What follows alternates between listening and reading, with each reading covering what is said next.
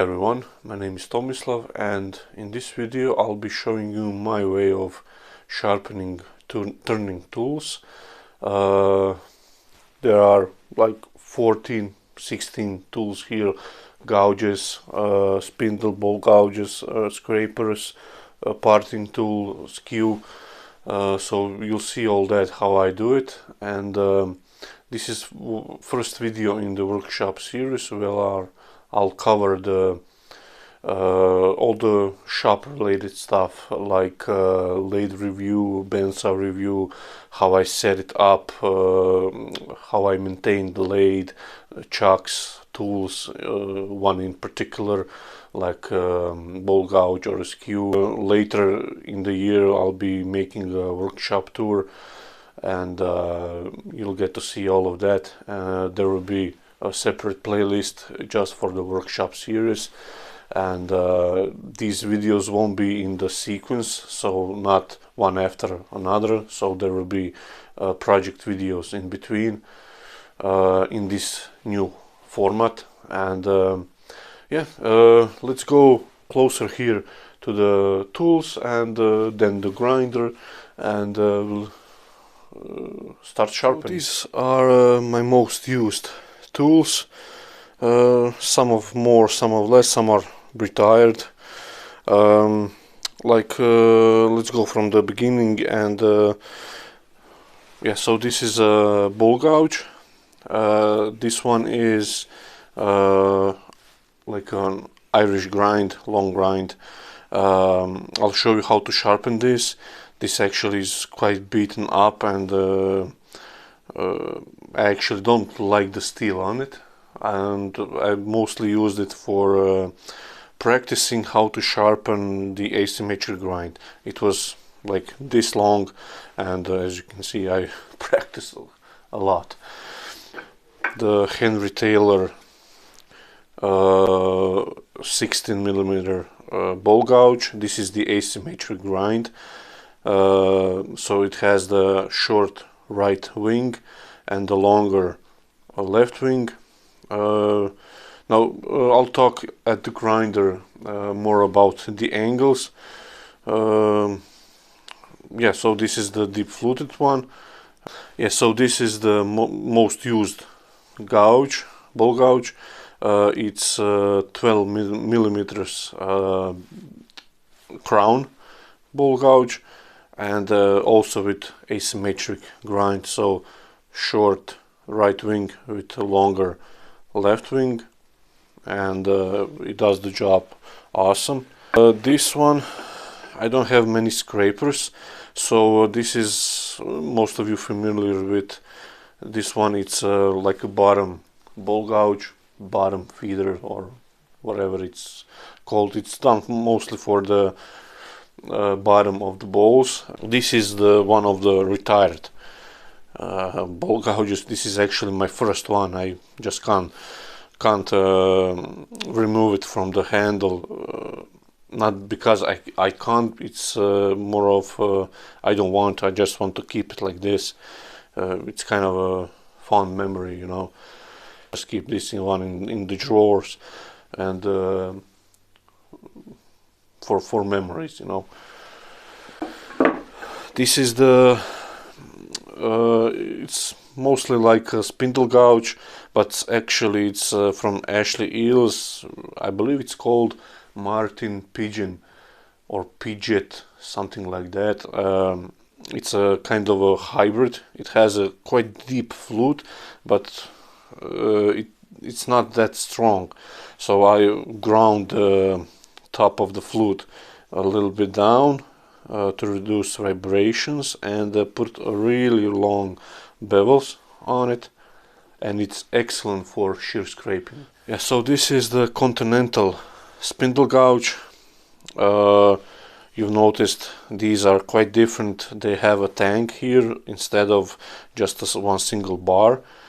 I found this one actually quite useful for roughing out the spindles. This is actually a Two Cherry brand, and I quite like it. This is one of my most used spindle gouges. It's Henry Taylor made. I just put the also kind of asymmetric grind, so a little bit of the longer left wing and shorter the right wing. This is a crown spindle gouge, not as deep of the flute as on the Henry Taylor, but it's excellent for detailed work like on the spindles. Also great metal. This is a scraper. I did get a lot of questions for this. Now I was on the tight budget for a scraper. Some guys were selling these bars. These are high-speed steel bars for metal working, and this is 3/8 stick or 10 millimeters, and here is 6 millimeters. So it's actually I believe used as a parting off tool on the lathe, metal working lathe.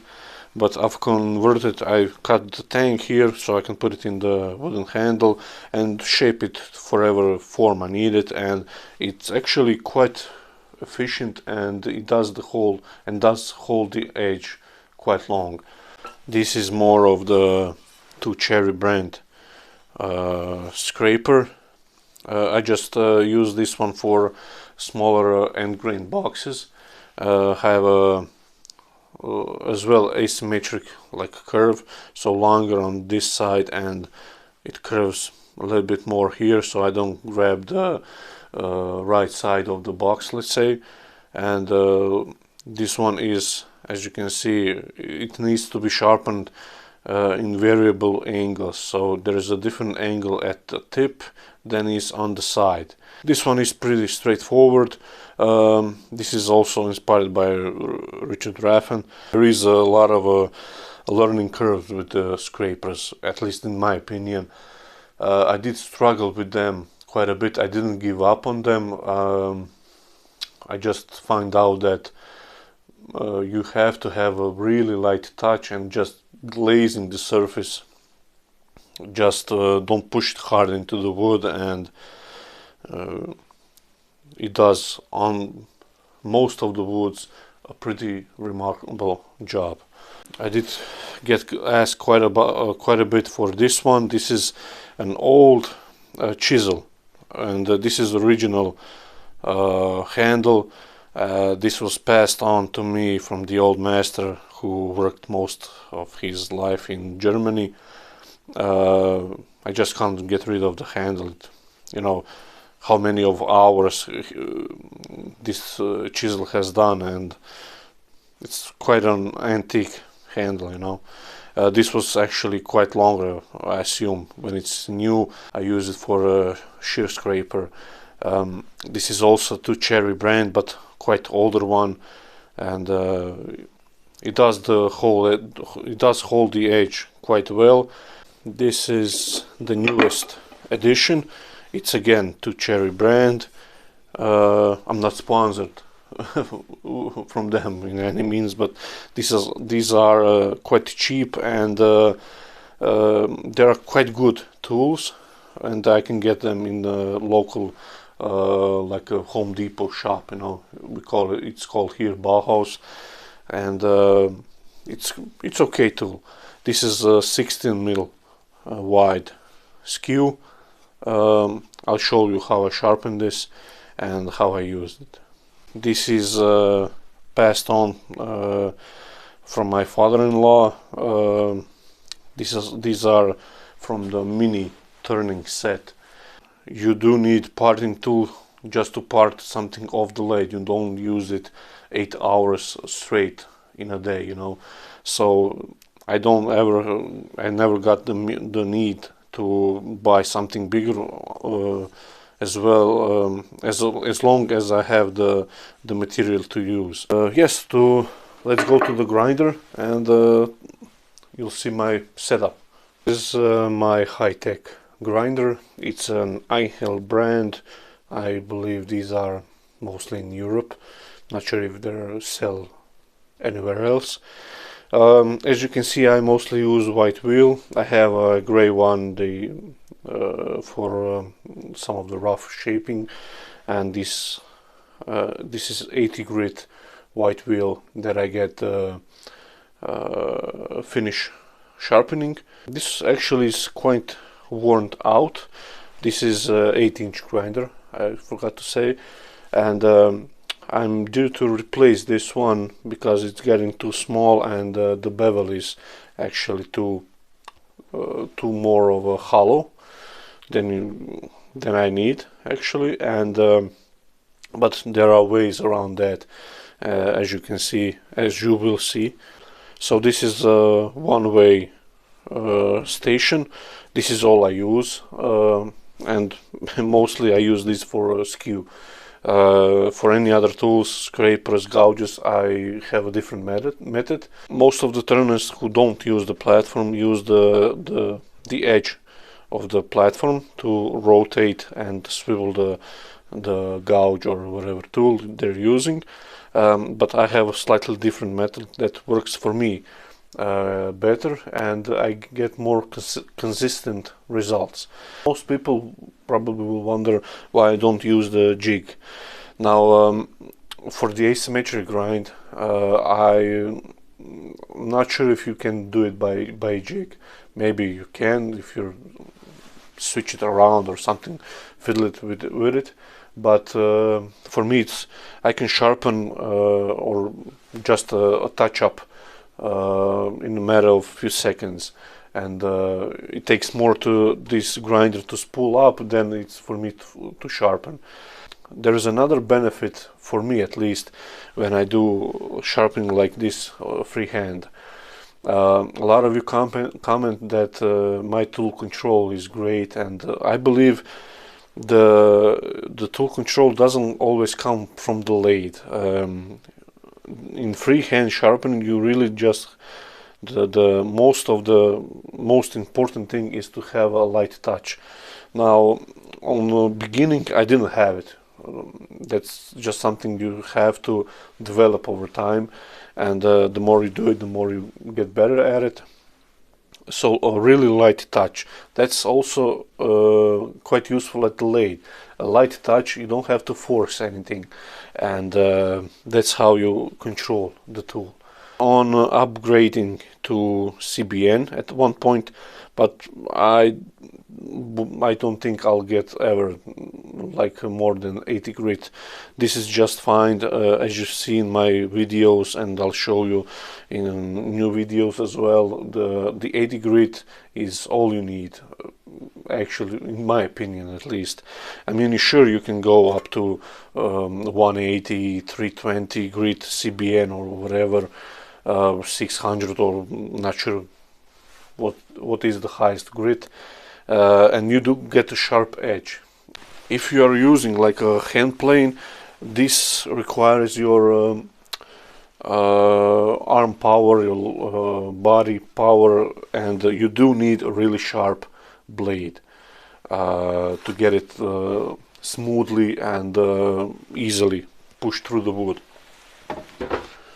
But on the lathe, we have the power of the lathe that's doing most of the work. You just have to control the tool and present it in the right way, and you'll get same cut, you'll get same level of the finish surface as well with 80 grit. And I did use one 80 grit white wheel at one point. It was a little bit narrow, and I really didn't notice any of the difference. Now, of course, CBNs are better.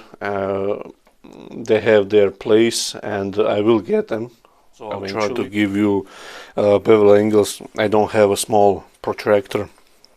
All I do have is this weird thing, but I'll try to. Although I never measure the bevel angles.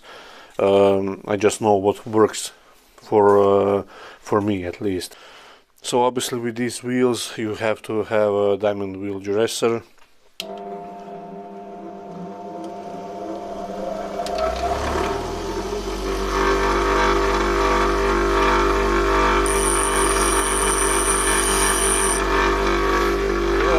the bevel angle now, or I'll try at least. So it's around 42 degrees now. So I've changed the angle of the camera a bit, so perhaps you can see it more better. So like I said, I hold a hand on the platform, I hold the gouge like this, and for this asymmetric grind I found the heel of the bevel. I lift the handle slightly until I see the sparks coming over the edge, and then I rotate it and push it up a bit to get this short but curved right wing. For the left wing I rotate it and pull it up the wheel, and as well as swing the handle to my left. So it's a compound movement, but once you get your muscle memory in, and it's actually quite easy and fast. So this isn't a dull gouge, so this won't take too much.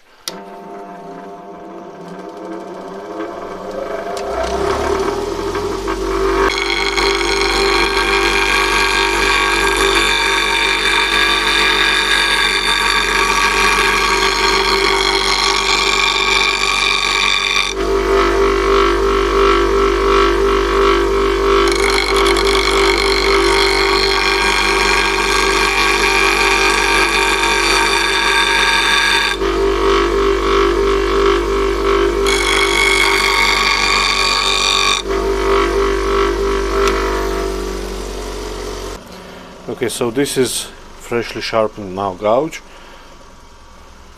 I hope you can see the bevel all the way around. Now, since this is now much smaller in the diameter wheel, this long of the bevel is actually too long for me, and I need to shorten it at least almost a half. So for that I'll just go to, oh, I can do it here as well.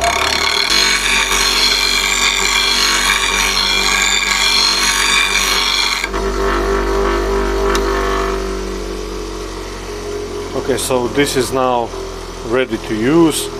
The procedure for the smaller one is the same heel removed.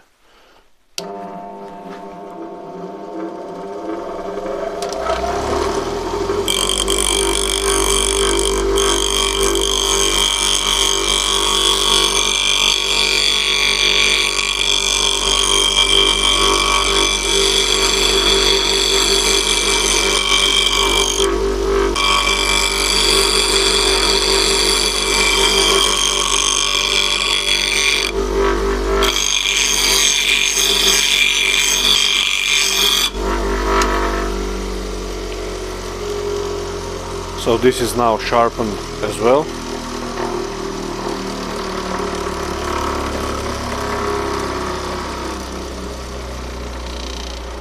The bottom ball gouge.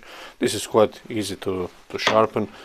You can set the rest, or you can use like I use my hand, or you can pivot on the rest up here.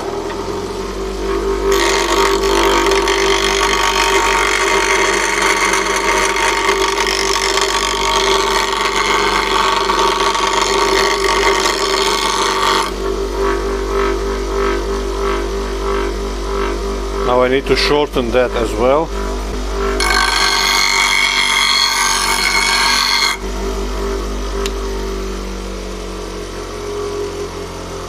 So this is the bottom ball gouge. So this is the shear scraper.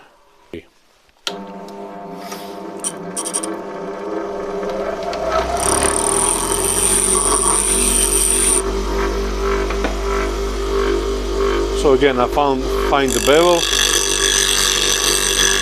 On this tool it doesn't really matter. I found the bevel. I swing it around and push it up the wheel. It's almost closed to the flute is almost at 9 o'clock and the other side on the 3 o'clock.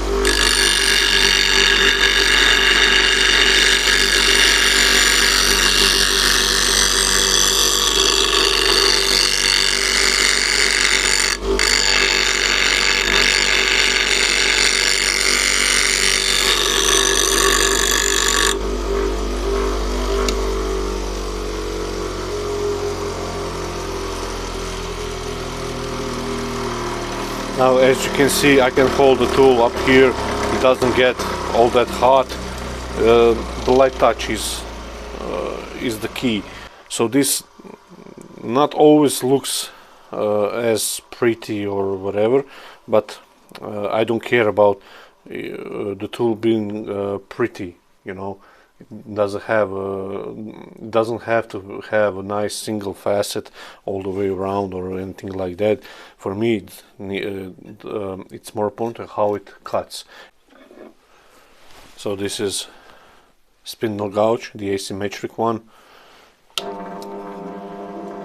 The 30-degree, somewhere around that. Find the heel. Raise the handle, sorry, until you see the spark from the top. And now just roll the tool on the side and up the wheel.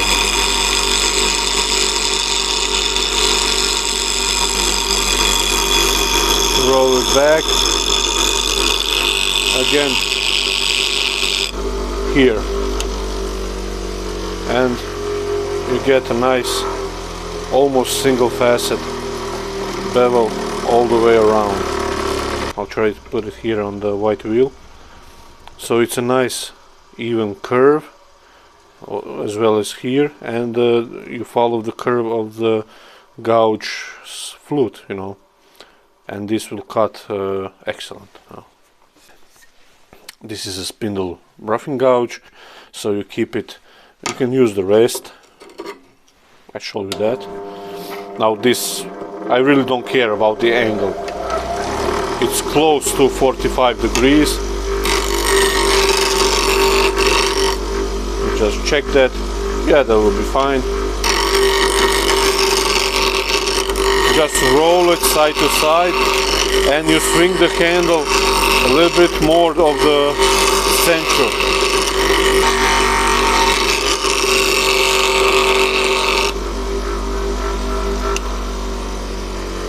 So there is a slight radius up here. It's a nice, almost clean, single facet all the way around. Now, I believe one bowl fell off the shelf. As I mentioned, this thing vibrates a lot. So this is 45 degrees. This is a skew. And now, because of this wheel being smaller and smaller, I do put secondary bevel. So I have a little bit shorter main bevel that I use on the wood. Now you can find it using a Sharpie, but most usually I just put it on the wheel. Now I need to readjust the rest as well. Just put it close to the wheel. You can spin it by hand and you'll see where the new surface is.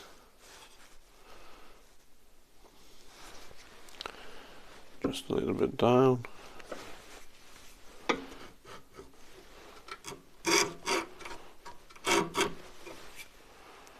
This is now more at the tip.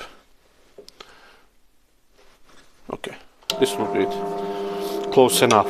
It doesn't have to be any particular angle, at least in my case. Let's try it. Okay, that's nice. Light touch, and I have a slight curve on the skew.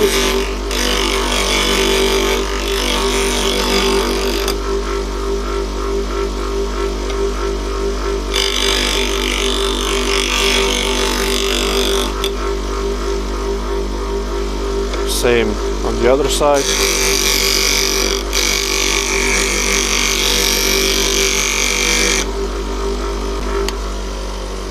and voila.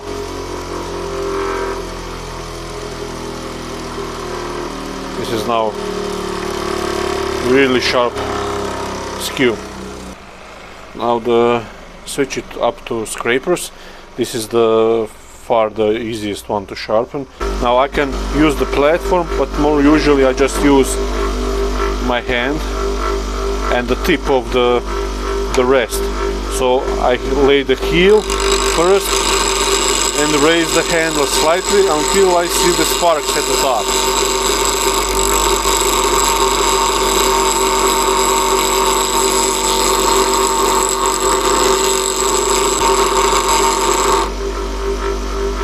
And that's it. So you have a nice burr at the top and you have nice clean bevel. This is slightly skewed to the right, so you won't have the both edges in the wood. This is a skewed one, also around 45 degrees of the bevel.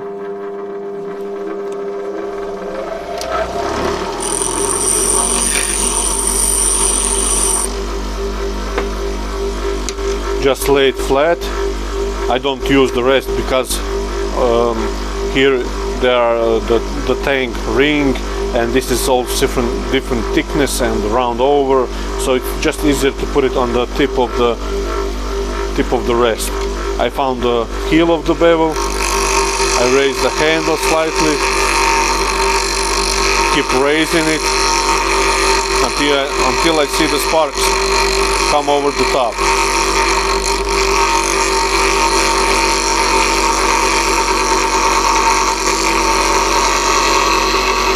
And rotate slightly to follow the curve you want.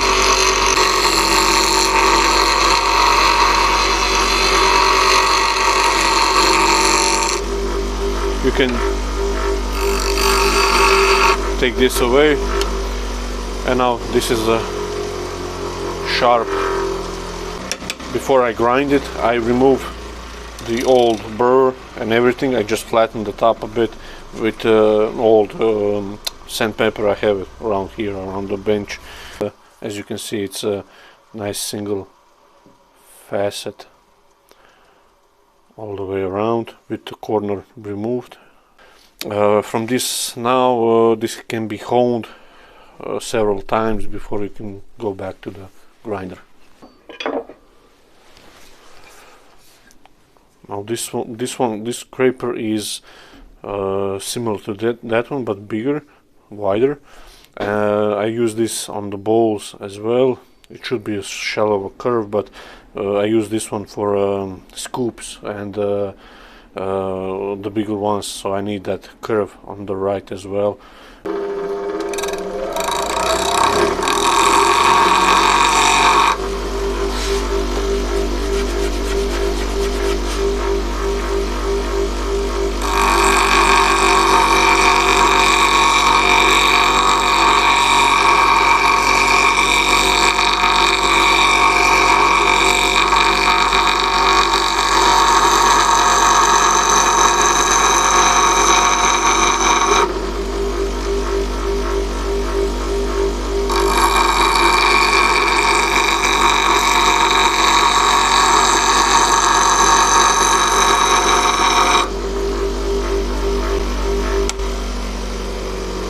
So nice burr everywhere around and nice facet all the way around.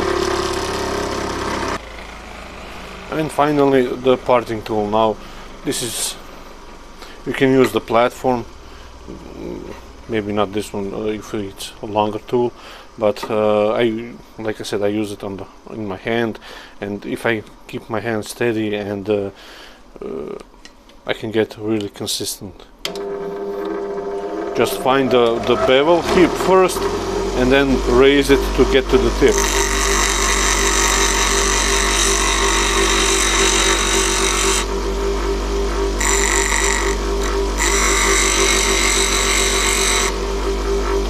And that's it.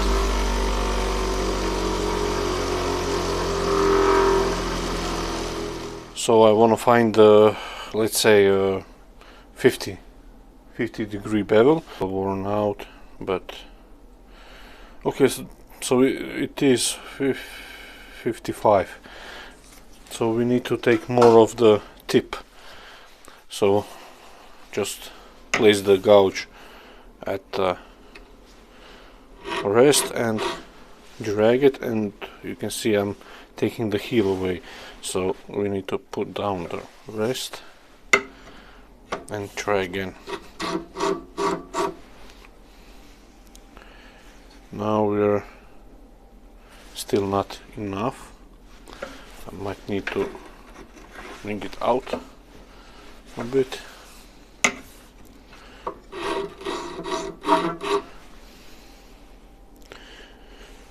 Okay, this will be almost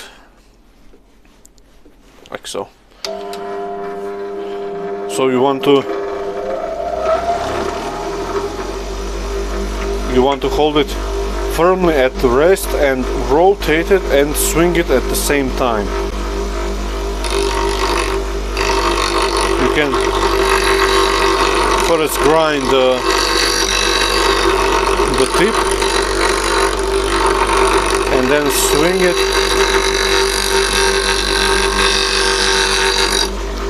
You don't want to go past the around, what is that? That like foot is not closed all the way.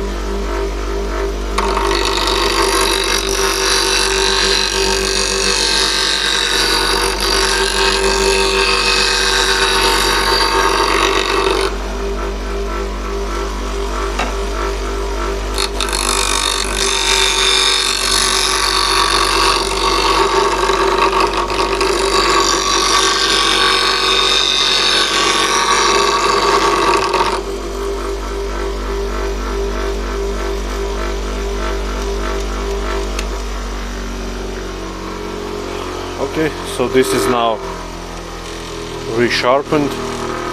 This secondary bevels here doesn't matter. If you sharpen like a couple more times, you'll actually get rid of those. The actual point of the what does matter is up to the edge. So this goes nice and round, and the edge is slightly curved. So that's important. You can have it straight, but don't have it like dipped.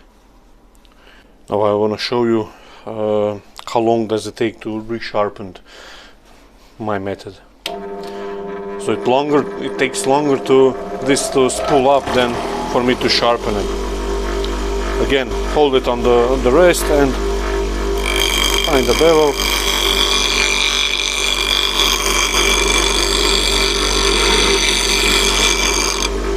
Remove the heel. That's it. This is now sharp tool and ready to use. Again, all of these are sharp now. I don't normally like to go in the batches of sharpening like this. When I use them, I sharpen them, and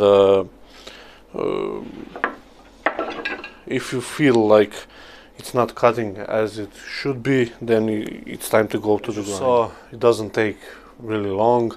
The learning curve for this kind of sharpening freehand, especially, it does take time, but in my book it's really well worth the time and the money. There will be, like I said, many more of these workshop video series and project videos where you see all these grinds that I use in action and how well they performed. There will be videos on how to use gouge, how to use skews and stuff. Thank you for watching. Hopefully you get something out of it. So this is my approach to sharpening, how I do it. Hopefully you'll get something out of it, and let me know how you like it. Leave a comment, thumbs up. Yeah, so this is the first video in the workshop series, and plenty of more to come, and project videos as well, and yeah, just keep an eye on new videos, and see you then.